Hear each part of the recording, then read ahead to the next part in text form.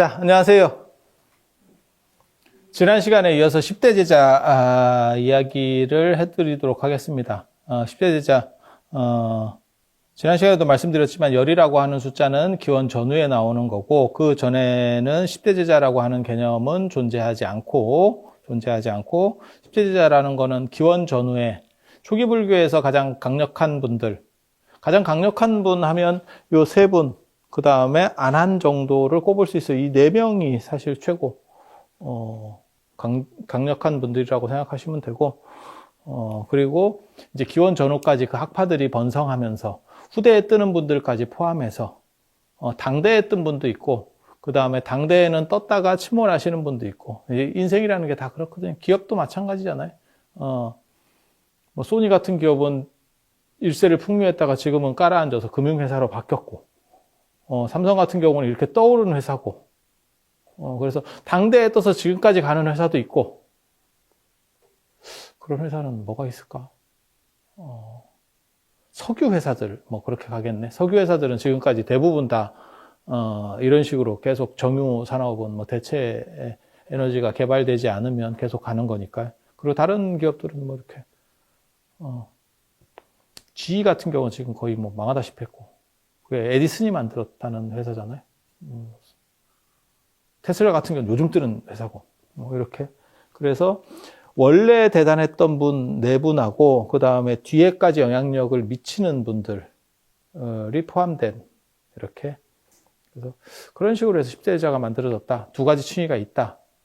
라는 걸 생각을 해야 되고, 그래서 역사라고 하는 것은 언제나 과거와 현재의 대화다. 그러니까 지금 오늘날 판단하는 부분들이 영향을 미치게 돼 있다.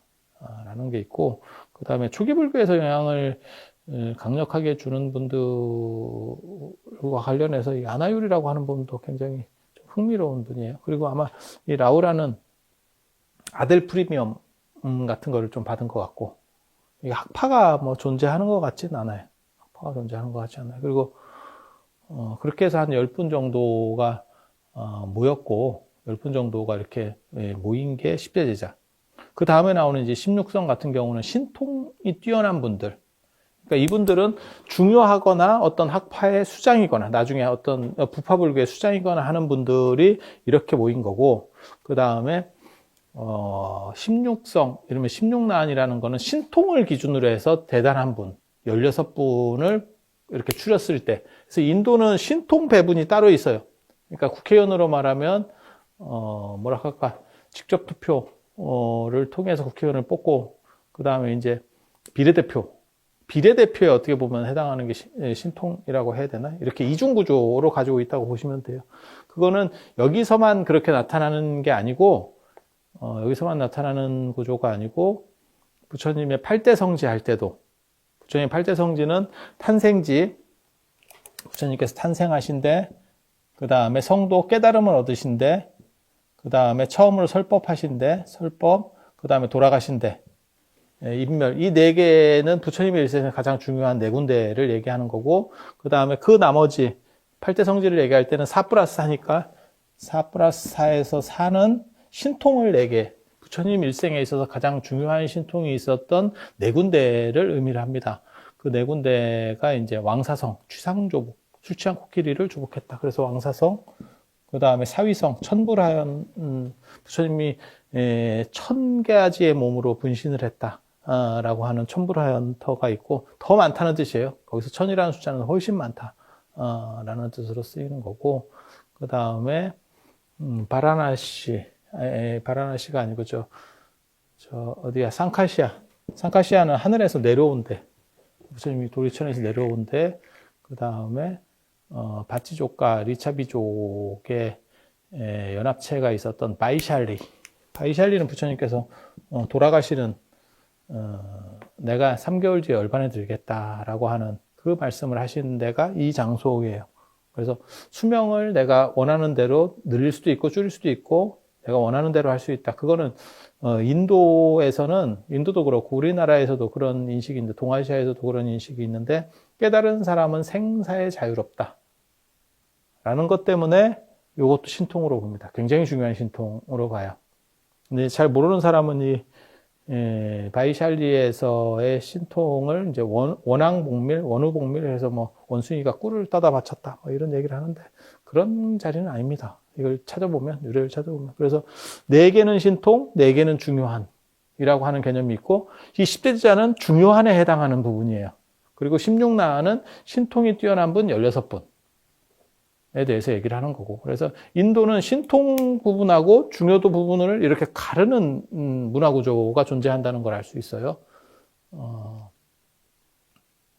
그런데 이제 신통 부분에 있어서 가장 이해하기가 어려운 거는 왜 목련은 이쪽 팀으로 묶였느냐라는 거죠. 저 목련이 이제 두 가지로 걸리거든요. 목건연이라고 하는 분이 신통도 대단하고 저분이 이제 어떤 학파의 시조격 인물이라고 보시면 돼요. 그래서 이 양쪽이 겹치니까 이쪽으로 볼 거냐 저쪽으로 볼 거냐에 대한 문제가 벌어졌고 신통에서 빠져서 십제지자로 들어온 게 아닌가 이런 생각을 합니다. 그러니까 예를 들면 그런 거예요. 캐릭터가 분명해서 하나밖에 없는 분이 있어요. 예를 들면 대세지보살. 대세지보살은 관세음보살의 우보처라고 하는 속성밖에 없어요. 그렇지 않고 나오는 경우는 없습니다. 하지만 관세음보살 같은 경우가 되면 무슨 일이 벌어지냐면 관세음보살은 아미타 부처님의 좌보처이기도 한 동시에 사바세계, 그러니까 우리가 살고 있는 이 세계 남선부주, 그러니까 사바세계가 남선부주라고 보시면 돼요. 뭐 큰 차이는 없습니다. 이 남선부주 남쪽, 인도 남쪽에 있는 보타라카산에서 광명산이라고 하는 데서 살면서 중생들을 구제하죠. 그러니까 투잡입니다. 그 투잡 중에서 어디를 대표 잡으로 볼 거냐에 대한 판단이 존재하죠. 두 개가 걸리는 사람은 지금도 마찬가지예요. 뭐 대학에서 뭐 개건 교수를 뽑는다, 아니면 뭐 연구 교수를 뽑는다, 겸임 교수를 뽑는다 이런 거 할 때도 대부분 그게 투잡이에요. 다른 쪽을 하고 있는 사람들을 뽑거든요. 그랬을 때 이 둘 중에 어느 거를 네가 우선이라고 판단하느냐, 그 우선에서 사대보험이 나갑니다. 그거 마찬가지예요. 그래서 이 목건령 같은 경우는 신통도 뛰어난데 신통 넘버1인데도 불구하고 이쪽이 더 어떻게 보면 더 크다라는 생각을 했겠죠. 그래서 실제로 그래요. 16난을 다 외우고 있는 분은 없어요. 저도 16난을 못 외울 정도니까, 저 같은 사람이 못 외울 정도면 16난 외우고 있는 사람은 거의 없다라고 보면 됩니다. 하지만 10대 제자는 다 외우고 있죠. 그러니까 이쪽이 범위가 크니까 이쪽을 중심으로 해서 배속시킨 것 같습니다. 근데 왜 동시에 배속을 안 시켰는지는 잘 모르겠어요. 그거는 좀. 자, 사리불 같은 경우는 부처님의 지혜제일 제자라고 하는 거고, 부처님께서 뭐라고 말씀하시냐면 이 세상에 나를 제외하고 열애를 제외하고 사리불의 16분의 1의 지혜를 가진 사람도 없다. 그거는 16분의 1이라고 하는 거는 인도의 상투어인데 게임도 안 된다. 아예 저건 깜도 안 된다. 따라올 수 없다. 보통 사람으로서는 따라갈 수가 없다라고 하는 최고의 칭호를 받은 분이에요. 그리고 사리불 목건녀는 같은 동네 출신이고, 저기 왕사성 인근에 지금 나란다 대학 근처, 나란다 대학 근처가 저분들 고향입니다.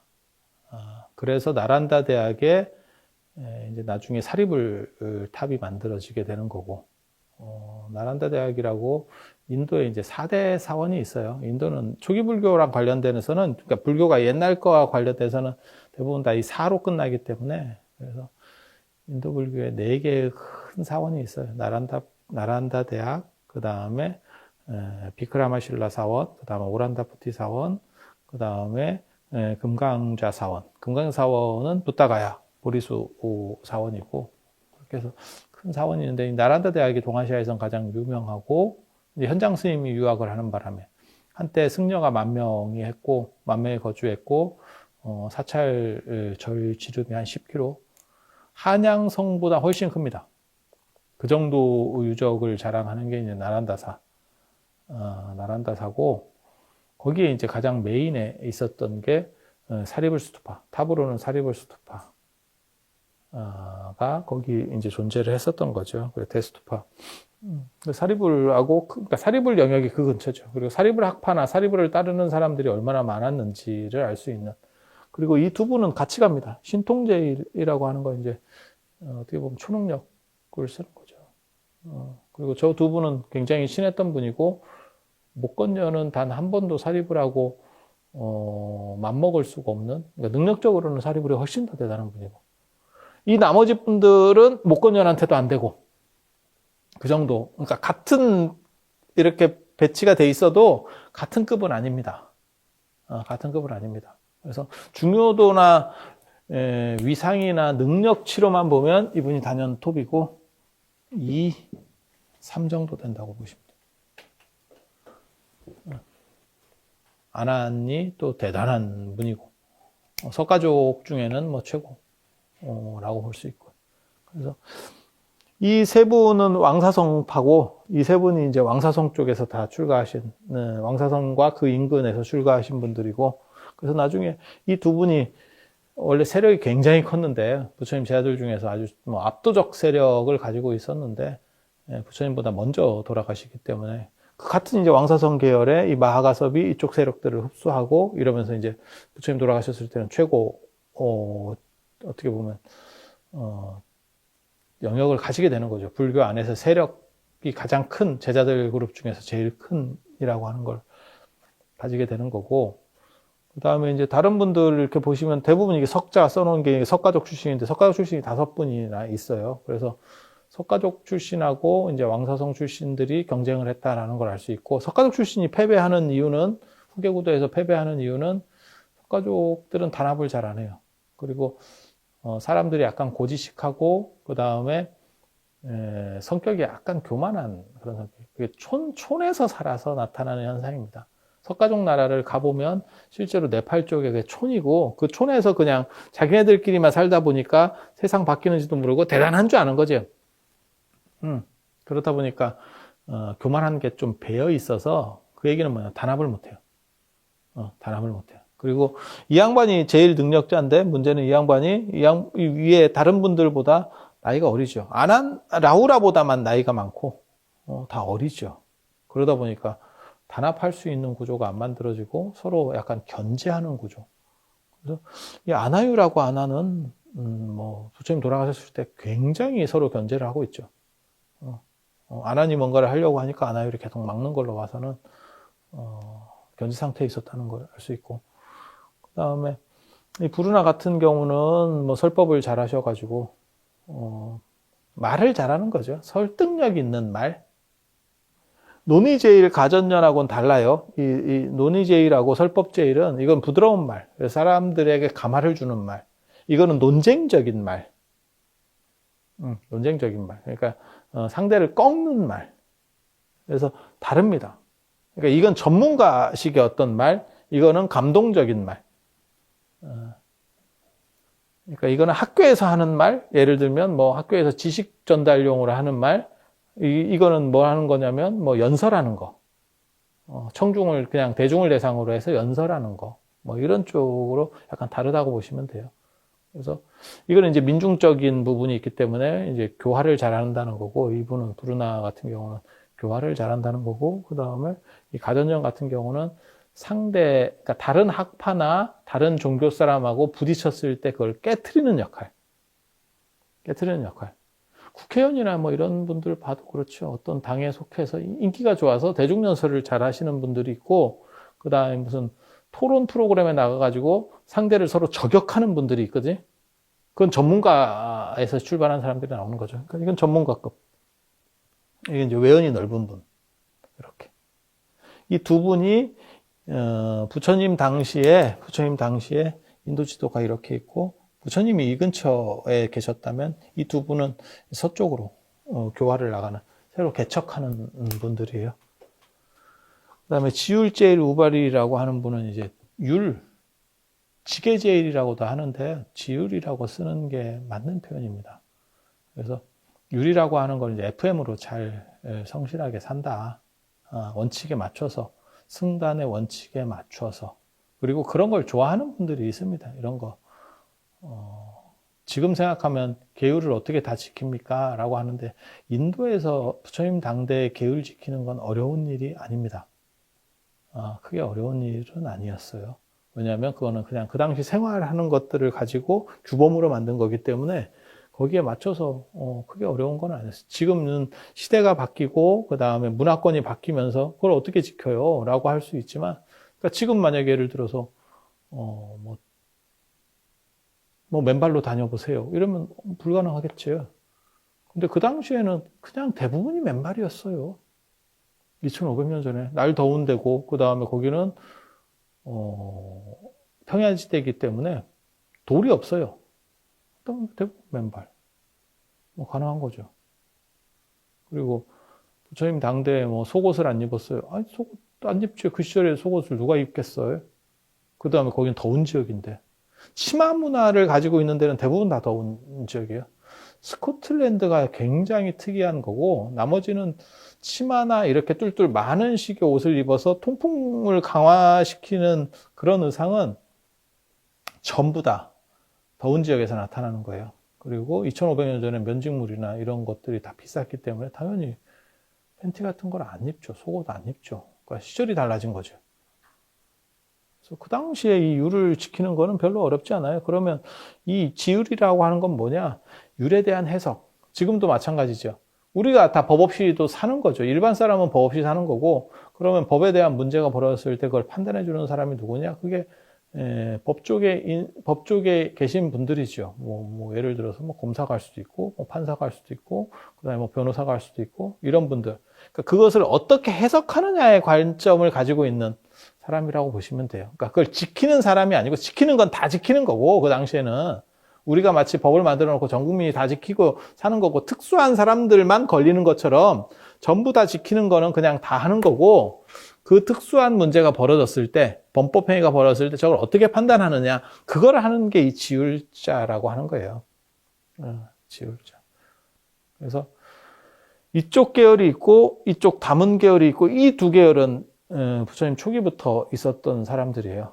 그러니까 경전을 어떻게 해석할 거냐, 이제 부처님께서 설명을 하셨는데 잘 못 알아듣는 사람이 있어요. 그러니까 처음 딱 들으면 알아듣는 사람이 있고, 이게 조금 이제 두 종류의 못 알아듣는 사람이 있어요. 그러니까 자기 스스로 능력이 떨어져서 잘 말귀를 못 알아듣는 사람이 하나 있고, 또 하나는 전혀 다른 지역이나 다른 문화권에서 온 사람이, 멀리서 온 사람이에요. 그런 문화 배경이 달라서 말귀를 잘 못 알아듣습니다, 이 사람은. 그러니까 우리식으로 말하면 외국인이라고 생각하면 돼요. 그러면 한국 사람은 당연히 알아듣는 것도 외국 사람은 못 알아듣죠. 그러면 그거를 조리 있게 설명을 해줘야 돼요. 그게 이제 이쪽 계열에서 나오는 거거든요. 그러니까 이 두 집단은 계속해서 내려갔어요. 후대까지도 계속해서 내려가서 어떤 학파들이 만들어질 수 있는 조건. 그리고 부처님 당대에도 이것들이 있었어요. 이 두 집단이 있었어요. 그리고 이 두 집단은 언제나 싸웁니다. 원칙이 더 우선이냐, 내용이 우선이냐. 지금도 아마 비슷할 거예요. 현재 우리나라 경제나 정치나 마찬가지겠죠. 예를 들면, 아니, 우리도 이제 먹고 살만 하니까, 그건 가진 사람들한테 조금 더 세금을 걷어서, 아니, 저거를 좀 가난한 사람들한테 덜어주는 게 맞는 거 아니냐. 이렇게 말하는 사람도 있는 거고, 우리 같이 수출 주도형 국가에서 기업들을 밀어주지 않으면 우리가 자원이 있는 것도 아니고 어떻게 사느냐. 일단은 어느 정도 더 밀어서 그쪽에서 소득을 내게 한 뒤에 갈라야 되는 거 아니냐. 라고 말하는 것도 한 말이고, 그거는 아마 죽을 때까지 해결이 안 될 거예요. 그리고 정권에 따라서 어느 부분을 조금 더 우선, 조금 더 낮게를 할 수 있어도 둘 중에 하나를 완전히 없앨 수는 없을 거예요. 성장과 분배의 문제니까요. 그래서 이 두들도 비슷한 겁니다. 내용 중심으로 할 거냐, 그 다음에 형식 중심으로 할 거냐. 이쪽은 이제 형식 중심의 가치를 우선으로 하는 거고, 그래서 부처님 당대에도 이 두 팀이 싸웠었어요. 이 두 분이